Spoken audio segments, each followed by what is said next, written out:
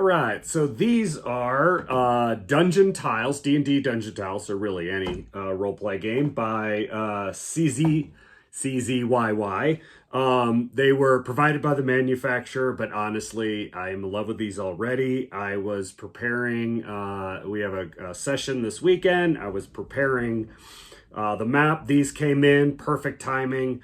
The first thing I have to say, just talking about before I get into the setup, is they are so easy to put together. So they're magnetic and you literally are just popping them in. Like creating this took all of like a minute at best. You know, because the reality is when you're at a gaming table, the last thing you want to do is spend 20 minutes to set something up.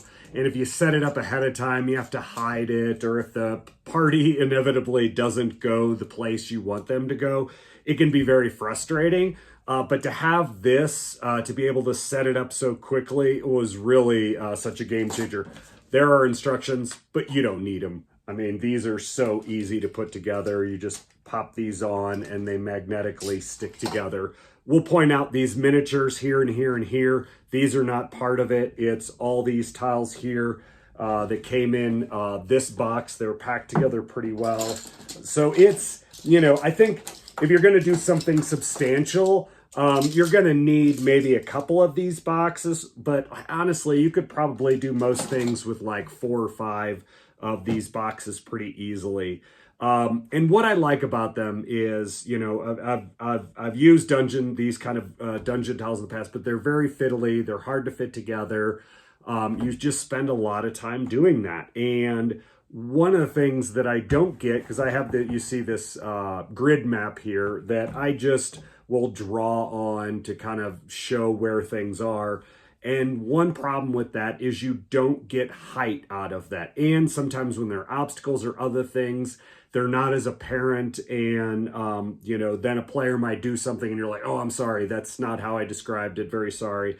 And also, like I said, the height is being able to have multi-layers on your dungeon or whatever it is, you know, the encounter creates a little bit more interesting scenario. I think, you know, the evolution of Baldur's Gate 3 really has taught a lot of players that you can do more than just the normal fighting. You know, you can push people off things, you can hide behind things. So this gives a more visual representation. Really quickly, what this encounter is they're getting into, they have to get into a temple. It's, you know, sunken in the mud in a drained lake, and, you know, they're going across these wooden things, and they're going to have to solve these puzzle. While they're solving the puzzle, this big giant creature is going to appear and kind of create a time sensitive where they're going to have to solve it before this thing reaches them, because they're not going to be able to handle it and they need to get into the temple once they get in, and then they come out later. We'll see what happens. But anyway, so this provides a little bit of that. You know, maybe they can use some of the temple and other things as barriers or whatever. But either way, this is really a game changer. Absolutely loving this. Probably why I've gone on for quite a bit of while on this. But just how, you know, I'm going to move these, and you can just see how easily they pop together as I creating something new. Can put a, you know, door here, put platforms here, and so on. You know, so if I want to create a little more obstacles, I'm going to play around with it and figure out how best to do it for the party.